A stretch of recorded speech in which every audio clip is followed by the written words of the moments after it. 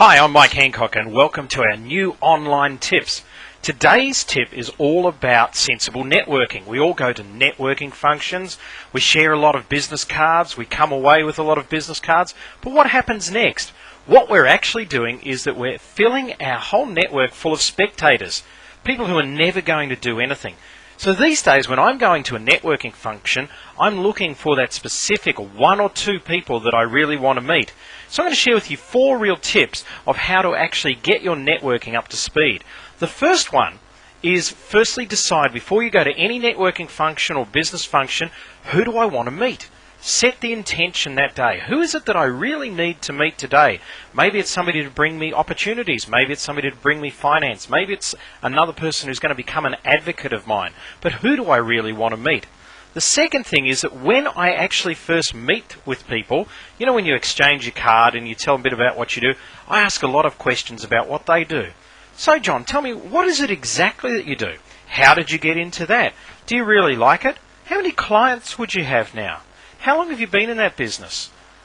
By asking a lot of questions, you can make sure that the people that you're talking to are people that are actually going to bring you the type of business that you're looking for that day. And if I find that the person's a great person, but I don't feel they've got a lot of value to add to me at that time, I just thank them very much and move on casually as you would at any networking function to the next person. But I'm really looking for those 1 or 2 very important cards that are right in my target market every time I go to a networking function. Once I've established that that person that I'm talking to has got maybe a big network or something that I'm looking for that time, then what I do is the third thing is that I establish a way forward. In other words, I say, look, I'd really like to keep this contact up. How about we actually do coffee at some stage next week and get to know each other a little bit better? Nobody ever says no to that. They might put it off a week or so, but the very next day you ring and you actually book in that meeting so that way you're actually going to that meeting.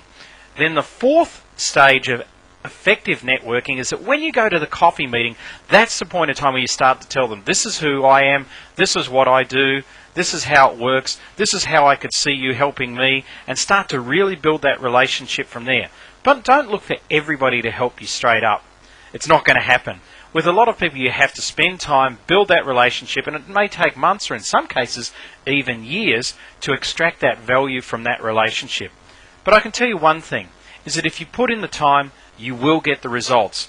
But don't blanket market yourself. Define what it is that you really want, what you're really after, and go and find that right person every time you network. Set that intention. I look forward to seeing you next month where I have some more tips for you. Thanks very much.